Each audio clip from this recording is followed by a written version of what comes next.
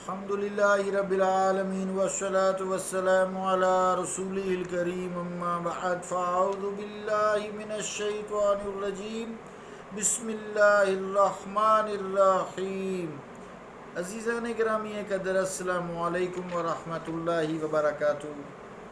آئیے آج قرآن مجید کے معجز ہونے کی دوسری وجہ ہے اس کے بارے تذکرہ کرتے ہیں۔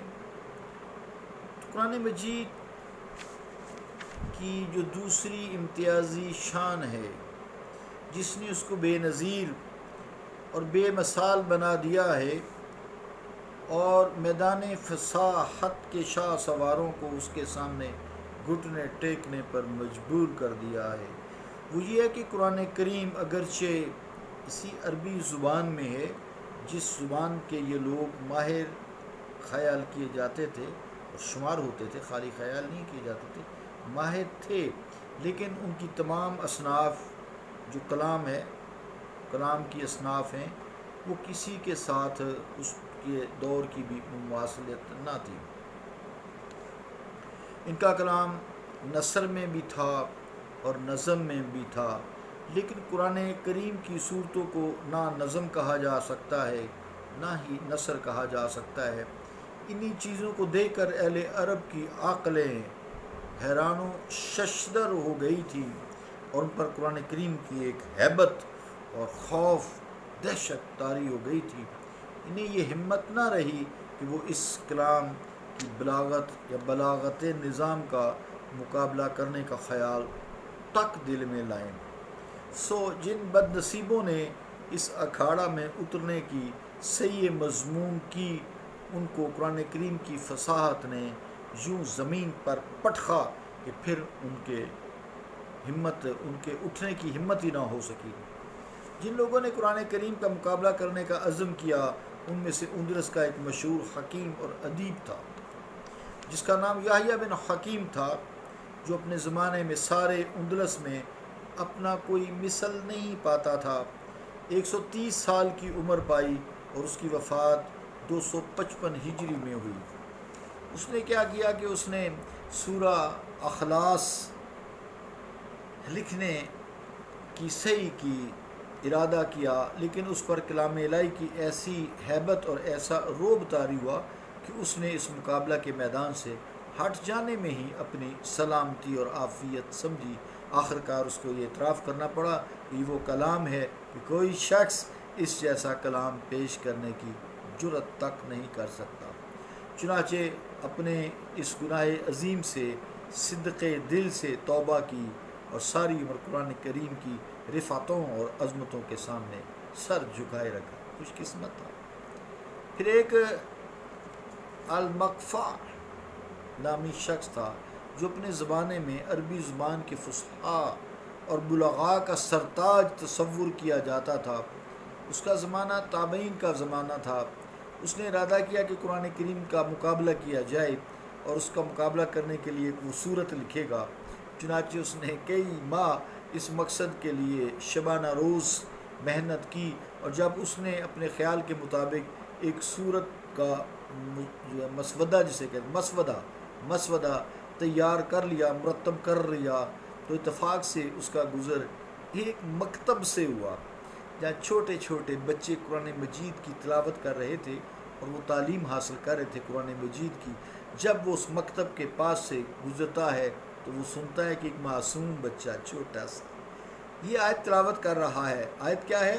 وَقِيلَ يَا أَرْضُ ابْلَعِي مَاءَكِ وَيَا سَمَاءُ أَقْلِعِي وَغِيضَ الْمَاءُ وَقُضِيَ الْأَمْرُ وَاسْتَوَتْ عَلَى الْجُودِي وَقِيلَ بُعْدًا لِقَوْمِ الظَّالِمِينَ۔ سورہ ہود کی 44 نمبر آیت۔ یہ تلاوت کرتا چھوٹا بچہ۔ ترجمہ کیا اس آیت کا؟ حکم دیا ہے زمین نگل لے اپنے پانی کو، ہے آسمان تھم جا، اور رک گیا پانی، اور حکم الہی نافذ ہو گیا، اور ٹھہر گئی کشتی جودی پہاڑ پر، اور کہا گیا ہلاکت و بربادی ہو ظالم قوم کے لیے۔ عزیزان گرامی قدر، کیا ہیبت ہے اس آیت کی۔ مقفع نے اچانک جب یہ آیت سنی تو دہشت کے باعث اس پر لرزہ طاری ہو گیا۔ اور کہنے لگا اشہد ان ھذا ما هو من کلام البشر وان ھذا لا يعارض ابدا۔ زینی دہلان السیرۃ النبویہ جلد 3 صفحہ 100۔ ترجمہ کیا ہے؟ میں گواہی دیتا ہوں کہ کسی انسان کا کلام نہیں یہ، اور میں گواہی دیتا ہوں کہ اس کلام کا مقابلہ کرنا ناممکن ہے۔ وہیں سے وہ اپنے گھر لوٹ آیا، جو کچھ اس نے لکھا تھا اسے مٹا دیا، اور جس کاغذ پر لکھا تھا اس کو پرزہ پرزہ کر دیا۔ عزیزان گرامی قدر، جو شخص بھی خلوص نیت سے آیات قرآنی میں غور و خوض کرتا ہے، وہ اس نتیجہ پر پہنچتا ہے کہ اس کلام الہی کے ہر کلمہ میں علم و حکمت کے دریا موجزن ہیں، علوم و معارف کا سمندر ہے جو ٹھاٹھیں مار رہا ہے، اور الفاظ کی تعداد کم ہے لیکن معانی کی بے کرانی حیرت انگیز ہے۔ اس کی عبارت لطائف و حکم سے لبریز ہے۔ اس میں بیک وقت اللہ تعالیٰ پر ایمان لانے اور اس کے ہر حکم کو بجا لانے کے لیے ایسے اثر انگیز ارشادات ہیں جن سے ایک دانشمند آدمی کو ادنا سرتابی کی بھی مجال نہیں رہتی۔